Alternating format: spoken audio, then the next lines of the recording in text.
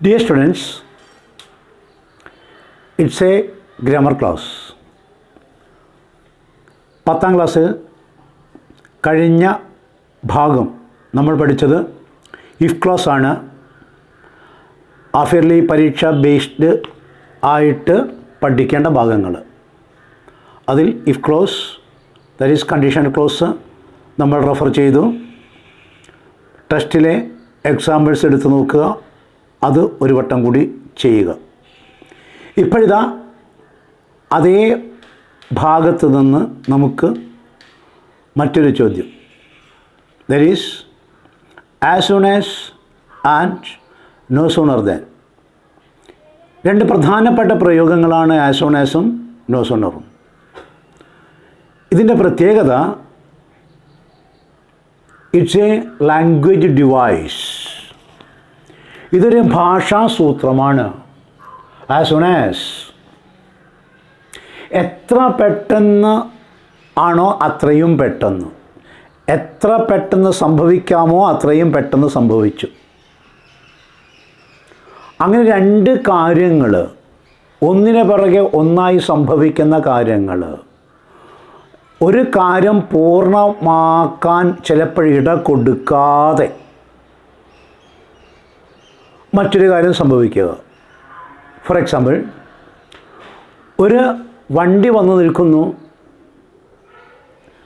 യാത്രക്കാർ ഇറങ്ങും മുൻപ് പുതിയ യാത്രക്കാർ അതിലേക്ക് ഇടിച്ചു കയറുന്നു. അവർ ഇറങ്ങിയിട്ടാണ് രണ്ടാമത്തെ കൂട്ടർ കയറേണ്ടത്. പക്ഷെ ഒരിക്കലും അതിന് സാവകാശം കൊടുക്കാതെ ഒന്നാമത്തെ കാര്യം പൂർത്തിയാകും മുൻപ് രണ്ടാമത്തെ കാര്യം ചെയ്യുമ്പോൾ ആസ് സൂൺ ആസ് എന്ന ഈ ശൈലി പ്രയോഗിക്കാം. അധ്യാപകൻ ക്ലാസ്സിൽ എത്തുമ്പോഴത്തേക്ക് അല്ലെങ്കിൽ എത്തുന്നതിന് മുൻപ് തന്നെ കുട്ടികൾ എഴുന്നേറ്റ് നിൽക്കുന്നു. ആസ് സൂൺ ആസ് കൊടുക്കാം. മഴ വരുമ്പോഴേക്കും കറണ്ട് അപ്രത്യക്ഷമാകുന്നു. ആസ് സൂൺ ആസ് കൊടുക്കാം. അപ്പോഴങ്ങനെ ഒന്നിനോട് റിലേറ്റഡ് ആയിട്ട് കണക്റ്റഡ് ആയിട്ട് മറ്റൊരു കാര്യം സംഭവിക്കുക, പരസ്പര ബന്ധമുണ്ടായിരിക്കുക. അതായത് ഒന്ന് പൂർത്തീകരിക്കപ്പെടാൻ സമയം കിട്ടാതെ, പൂർത്തിയാകാതെ മറ്റൊരു കാര്യം സംഭവിക്കുക. പൂർത്തിയാകാതെ മീൻസ് ഇൻകംപ്ലീറ്റ് എന്ന് പറയാനാകില്ല. വേണ്ട വിധത്തിൽ അത് പൂർത്തിയാകും മുൻപ് രണ്ടാമത്തെ കാര്യങ്ങൾ സംഭവിക്കുക. ഇപ്പോഴാണ് ആസ് സൂൺ ആസ് പ്രയോഗം കൊടുക്കുന്നത്. ആസ് സൂൺ ആസ് എത്ര പെട്ടെന്നോ അത്രയും പെട്ടെന്ന്. It's A language device. Plus വണ്ണിൽ പഠിക്കാനുണ്ട് കോഹസീവ് ഡിവൈസസ്, ഇതൊക്കെ ഇതിലൊക്കെ വരും. അതുകൊണ്ട് ഇതൊരു ലാംഗ്വേജ് ഡിവൈസാണ്, ഒരു സൂത്രമാണിത്. ആ രണ്ട് കാര്യങ്ങളെ ഭംഗിയിൽ ഭാഷാ വൈദഗ്ധ്യത്തോടെ മനസ്സിലാക്കും വിധം പ്രകടിപ്പിക്കുക. ടു കണക്ട് ടു ക്ലോസസ്, രണ്ട് ക്ലോസുകൾ ബന്ധിപ്പിക്കാം.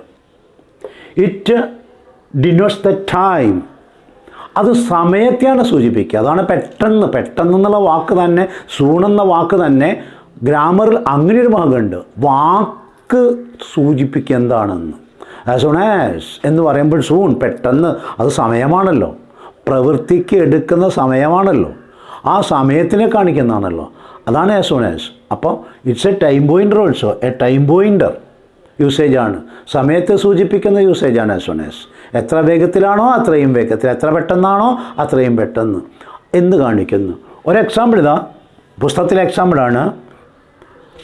Activity 3 of page 102, page 102, activity number 3. ആ 3യിലാണ് നമുക്ക് രണ്ടെണ്ണം പഠിക്കാനുള്ളത്, ആസ് സൂൺ ആസും നോ സൂണറും. അത് ആ ആസ് സൂൺ ആസ് മാഷ് ആദ്യം ഇൻട്രൊഡ്യൂസ് ചെയ്യുന്നു. ആദ്യം ബുക്കിൽ കൊടുത്ത നോ സൂണറാണ്. പക്ഷേ എനിക്ക് തോന്നുന്നു ഈസിയർ മെത്തേഡ് ആദ്യം ആസ് സൂൺ ആസ് പഠിച്ചിട്ടാണ്, മുൻകാലങ്ങൾ അങ്ങനെ തന്നെ പഠിപ്പിച്ചതും കുറച്ചുകൂടി ബെറ്ററായിട്ട് നോ സൂണർ മനസ്സിലാവും. കാരണം ഇതിനേക്കാളും അല്പം ബുദ്ധിമുട്ടുള്ളതാണ് no sooner. I reached the station. ഒരാൾ പറയാണ്, നിങ്ങൾ തന്നെ, നിങ്ങൾ സ്റ്റേഷനിലെത്തി. നിങ്ങളുടെ സീറ്റോ റിസർവേഷൻ ഇടമോ ഒന്നും കണ്ടുപിടിക്കാൻ സമയം കിട്ടും മുൻപേ വണ്ടി പുറപ്പെട്ടു. അപ്പോഴെന്ത് ചെയ്യും? നിങ്ങളതിൽ ചാടിക്കയറും. എന്നിട്ട് അതിനകത്ത് പോയിട്ട് അടുത്ത സ്റ്റേഷനിൽ ഇറങ്ങിയിട്ടോ അല്ലെങ്കിൽ മറ്റേതെങ്കിലും തരത്തിലോ അത് കണ്ടുപിടിക്കും. അപ്പോൾ ഈ രണ്ട് ക്ലോസുകളെ ഐ റീച്ച് ദ സ്റ്റേഷൻ, അതിനോടനുബന്ധിച്ച് ദ ട്രെയിൻ ലെഫ്റ്റ്. അപ്പോൾ ആദ്യം സംഭവിച്ചത് സ്റ്റേഷനിലെത്തിയതാണ്, പിന്നെ സംഭവിച്ചത് ദ ട്രെയിൻ ലെഫ്റ്റാണ്. പക്ഷെ അവിടെ സമയം വേണ്ടിയിരുന്നു. ഈ മനുഷ്യൻ എത്തിയിട്ട് അല്ലെങ്കിൽ നിങ്ങൾ എത്തിയിട്ട് നിങ്ങൾക്ക് നിങ്ങളുടെ കമ്പാർട്ട്മെൻറ്റ് ഏത്, ബോഗി ഏത്, നിങ്ങളുടെ റിസർവേഷൻ ചാർട്ട് എവിടെയാണ്, അത് ഏതാണ് നിങ്ങളുടെ സീറ്റ് അല്ലെങ്കിൽ നിങ്ങളുടെ ബെർത്ത്, ഇതൊക്കെ കണ്ടുപിടിച്ചിട്ടാണ് അതിൽ കയറുക. പക്ഷേ നിങ്ങൾക്ക് അതിനൊന്നും അവസരം കിട്ടുന്നില്ല. പക്ഷേ വണ്ടിയിൽ കയറിയേ പറ്റുള്ളൂ. വണ്ടിയിൽ കയറുന്നു, കോഴിക്കോട്ട് എത്തിയിട്ടോ ഷൊർണൂർ എത്തിയിട്ടോ ബാക്കി കാര്യങ്ങൾ ചെയ്യാം. യാത്ര വളരെ ദൂരേക്ക് ഡൽഹിക്കാണ്. അപ്പോഴെങ്ങനെ നമുക്ക് ബന്ധിപ്പിക്കാം?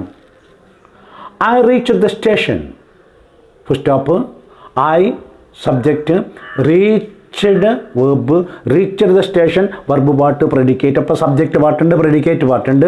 അതുകൊണ്ടൊരു മെയിൻ ക്ലോസ് ആണ്. The train left, the train സബ്ജക്റ്റാണ്, ലെഫ്റ്റ് വെർബാണ്, പ്രെഡിക്കേറ്റുമാണ്. അപ്പോൾ രണ്ടും മെയിൻ ക്ലോസ് ആണ്. ഈ രണ്ട് മെയിൻ ക്ലോസുകളെയും നമുക്ക് ഇങ്ങനെ പറയുന്നതിനേക്കാളും ഭംഗിയായിട്ട് എങ്ങനെ പറയാം? കണ്ടോ? As soon as I reached the station,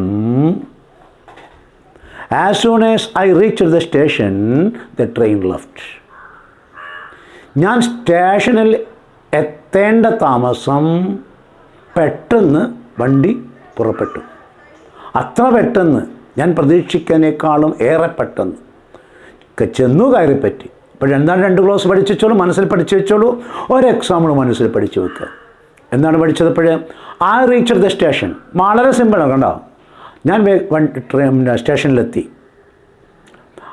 I reached the station, സ്റ്റോപ്പാണ്, മെയിൻ ക്ലോസ് ആണ്. ദ ട്രെയിൻ ലെഫ്റ്റ്, വണ്ടിയും വിട്ടു. അപ്പോൾ വീട്ടിലേക്ക് വിളിച്ചു പറഞ്ഞ് എനിക്ക് അറേഞ്ച്മെൻറ്റ്സിനൊന്നും നേരം കിട്ടിയിട്ടില്ല, എന്നാലും വണ്ടി കിട്ടിയിട്ടുണ്ട്, വണ്ടിയിൽ ഞാൻ കയറിയിട്ടുണ്ട്, ഞാൻ എത്തിയതും വണ്ടി വിട്ടു. ഇനി ഇങ്ങനെ നമ്മൾ പറയുക,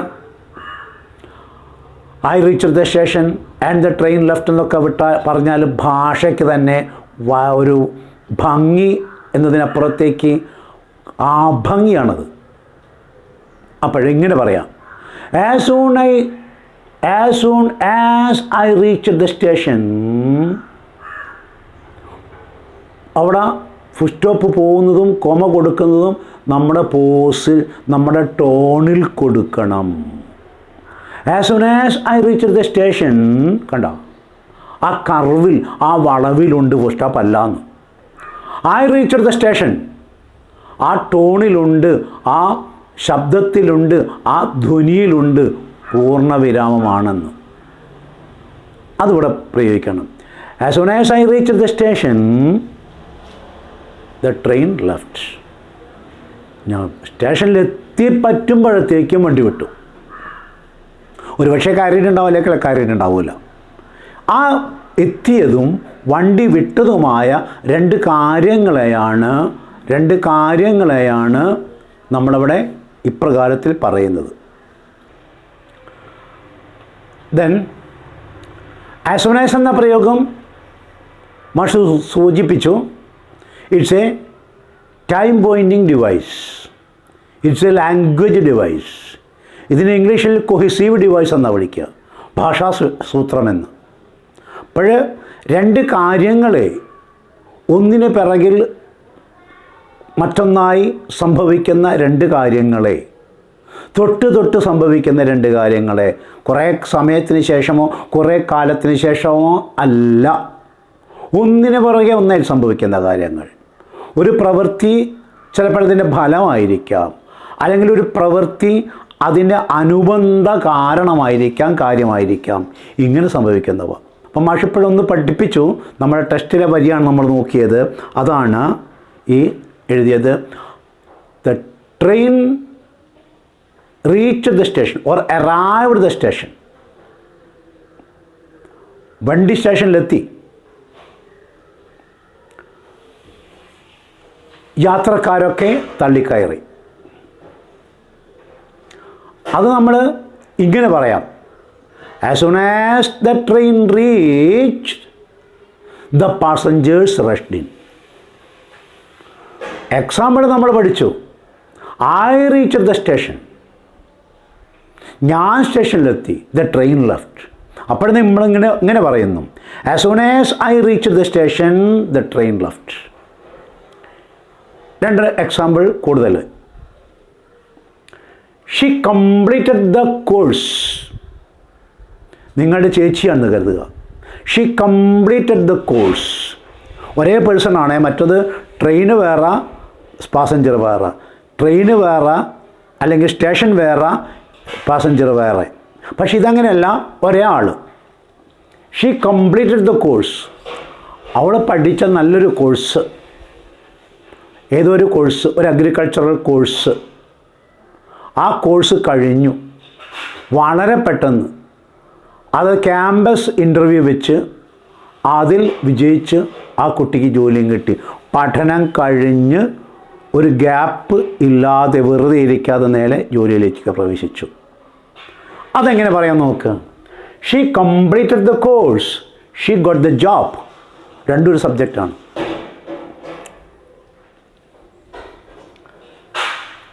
she completed the course, she got the job.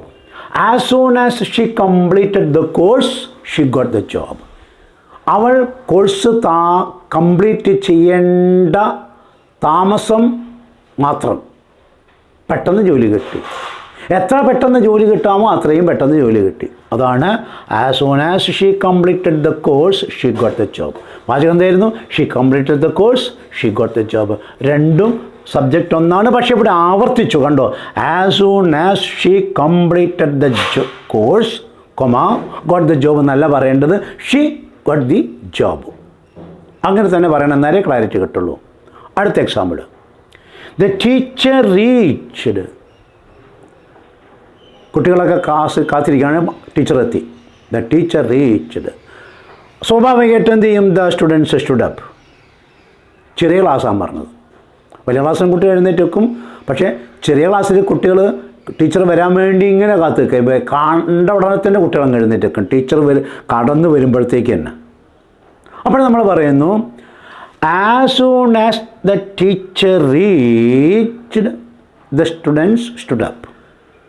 എത്രയോ സിമ്പിളാണ്, വളരെ സിമ്പിളാണ്. കണ്ടില്ലേ? As soon as A beautiful usage ആണ്. മാഷ് ഒന്നുകൂടി പറയുന്നു, എത്ര പെട്ടെന്നാണോ അത്രയും പെട്ടെന്ന് എന്ന ആ ആശയം പ്രകടിപ്പിക്കാൻ വേണ്ടി ടൈം പോയിൻ്ററായിട്ട്, ഒരു ലാംഗ്വേജ് ഡിവൈസായിട്ട്, ലിങ്കായിട്ട്, 2 ക്ലോസുകളെ കൂട്ടിച്ചേർക്കുന്ന ലിങ്കായിട്ട് ഉപയോഗിക്കുന്നതാണ് ആസ് സൂൺ ആസ്. എത്ര പെട്ടെന്നോ അത്രയും പെട്ടെന്ന്, എത്ര വേഗത്തിൽ അത്രയും വേഗത്തിൽ. നമ്മൾ 3 എക്സാമ്പിൾ പഠിച്ചു. The train arrived, the passengers got in. As soon as the train arrived, the passengers got in. She completed the course, she got a job. As soon as she completed the job, as soon as she completed the course, she got a job. മൂന്നാമത്തത്, the teacher reached the class, the students stood up. As soon as the teacher reached the class, the students stood up. ഇങ്ങനെ 2 main ക്ലോസുകളെ കൂട്ടിച്ചേർത്ത് ഒറ്റ വാചകമാക്കി പറയാൻ ഉപയോഗിക്കുന്ന, അതുകൊണ്ട് ഇതിന് device, സൂത്രമെന്ന് പറയുന്നത് ഒരു ലാംഗ്വേജ് ഡിവൈസാണെന്ന് പറയുന്നത്, അതൊരു എലിമെൻ്റ് ആണെന്ന് പറയുന്നത്. ഈ എലിമെൻ്റാണ്. അപ്പോൾ ആസ് സൂൺ ആസിൻ്റെ യൂസേജ് മാഷ് പറഞ്ഞു ഇങ്ങനെയാണ്.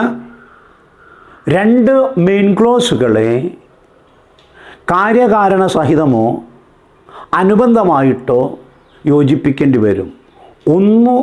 മറ്റൊന്നും തമ്മിൽ പ്രവൃത്തി കൊണ്ട്, സമയം കൊണ്ട് ബന്ധം കാണും. മാഷ് നേരത്തെ പറഞ്ഞു, ഇടിവെട്ടി കറണ്ട് പോയി, ഇങ്ങനെ വരുന്ന മാതിരി. മഴ പെയ്തു കറണ്ട് പോയി എന്ന് നമ്മുടെ നാട്ടിൽ മഴയൊക്കെ പെയ്തില്ല, അപ്പോഴത്തേക്കും കറണ്ട് പോയി എന്ന് പറയുന്ന മാതിരിയുള്ളൊരു മലയാളത്തിലെ ശൈലിയാണ് ഇംഗ്ലീഷിലെ ആസ് സൂൺ ആസ്. ഞാൻ എത്തുമ്പോൾ തന്നെ വണ്ടി വിട്ടു എന്ന് നേരത്തെ പറഞ്ഞത്. അപ്പോഴൊന്നുകൂടി നോക്കൂ. I reached the station, the train left. As soon as I reached the station, the train left. രണ്ടാമതും വണ്ടിയിൽ തന്നെ ഒരു എക്സാമ്പിൾ ആ പരീക്ഷയ്ക്ക് ഇടയ്ക്കിടയ്ക്ക് ചോദിക്കുന്നതാണ്. The train arrived. The passengers rushed in. As soon as the train arrived, the passengers rushed in. മൂന്നാമത്തെ example. The teacher reached the class. All the students stood up. As soon as the teacher reached the class, all the students stood up. അതിനേക്കാളും നല്ല example നിങ്ങളുടെ പ്രയോഗം ഞാൻ പറഞ്ഞുതരാം. ബെല്ലടിച്ചു, അപ്പോഴത്തേക്കും കുട്ടികളൊക്കെ പുറത്തേക്ക് ഓടി. നിങ്ങളുടെ കാര്യമാണ് പറഞ്ഞത്. ബെല്ലടിക്കേണ്ട, അതിന് മുന്നേ തന്നെ പുറത്തേക്ക് അടിയിട്ടുണ്ടാവും. അപ്പോഴെങ്ങനെ പറയാം? The bell rang, the students ran out. എങ്ങനെയാണ് ആസ് സൂൺ ആസ് കുട്ടി പറയുക? As soon as the bell rang, the students ran out. അത് പഠിച്ചാൽ മതി. The bell rang, the students ran out. ബെല്ലടിച്ചു, കുട്ടികൾ പുറത്തേക്ക് ചാടി, അല്ലെങ്കിൽ പുറത്തേക്ക് ഓടി. ബെല്ലടിച്ചപ്പോഴേക്ക് എല്ലാവരും കൂടി പുറത്ത് ചാടി. ഒന്നുകൂടി മനസ്സിൽ പഠിച്ചു വെച്ചോളൂ. The bell rang, all the students ran out. As soon as the bell rang, all the students ran out. It is the usage of as soon as. Okay.